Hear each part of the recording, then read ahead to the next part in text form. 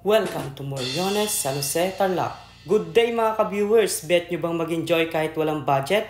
Good news! Makaka-enjoy ka na, nakalibre ka pa. Wow! So while waiting for, tara na at mag-join us and visit Moriones, San Jose, the amazing Gusin. Take note mga ka-viewers, walang entrance fee ito At syempre, napakaganda ng view, perfect spot para sa mga kabarkadahan at family bonding.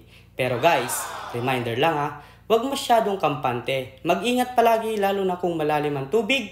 Mas okay kung may kasanayan kayo sa paglalangoy. Safety first mga ka-vlog. At alam nyo ba mga ka-viewers, ang dating tawag sa ating Gusing River ay pader. Marami na talagang nagbago dito, pero sana'y mananatiling malinis at masaganang pagkukuhanan ng biyaya. Dito may mga masasarap pang isda tulad ng malaking igat na nahuli ng kaibigan natin. At syempre guys, meron din mga bunog, mga ipon at maliliit na isda na ginagawang ukoy, pangat, paksiw at syempre yung sikat na jumping salad na talaga namang hinahanap-hanap ng mga bisita natin. Baka nagtataka kayo kung bakit parang daungan ng barko ang ibang parte ng ilog na ito.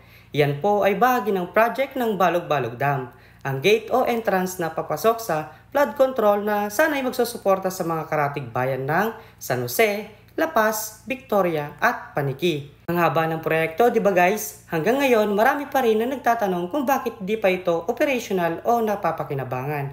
Kung may idea kayo guys o alam nyo kung kailan magsisimula ito, comment down below para magkaroon tayo ng linaw para sa ating mga kababayan at syempre sa ating mga ka-viewers. Keep safe always mga ka-viewers at salamat sa panonood.